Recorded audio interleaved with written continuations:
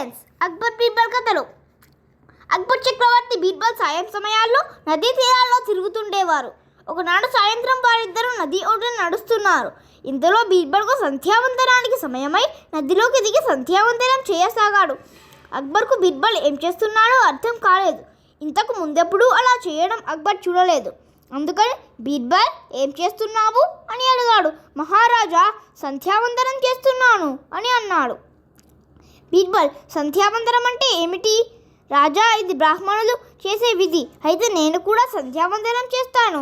బీర్బల్ నవ్వుతూ, మహారాజా, కొన్ని మతాలకు సంబంధించి ప్రత్యేక పూజా విధులు ఉంటాయి.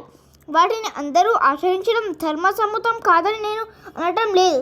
కానీ మహారాజా ఉండి తమరిలా మా మతాన్ని ఆచరిస్తే యథా రాజా తథా ప్రజ అన్నట్లుగా రాజ్యం తయారవుతుంది అన్నాడు. అలా జరగదు.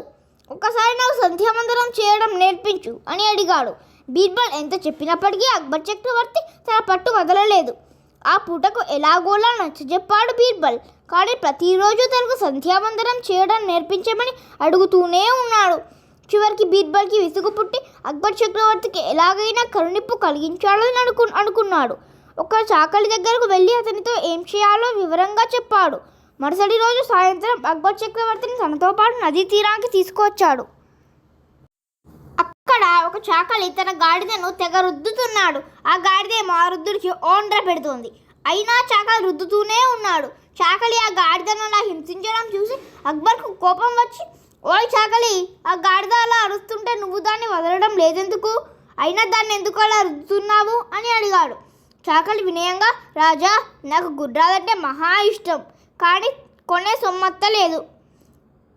కానీ గాడిదను ఇలా రుద్దితే గుర్రం అవుతుందని ఇలా చేస్తున్నాను అని అన్నాడు. ఆ మాటలు వింటూనే అక్బర్ చక్రవర్తి పెద్దగా నవ్వుతూ, చూసావా బీర్బల్, వీడెంత మూర్ఖుడో, గాడిదను ఎంత రుద్దినా గుర్రం అవుతుందా అన్నాడు.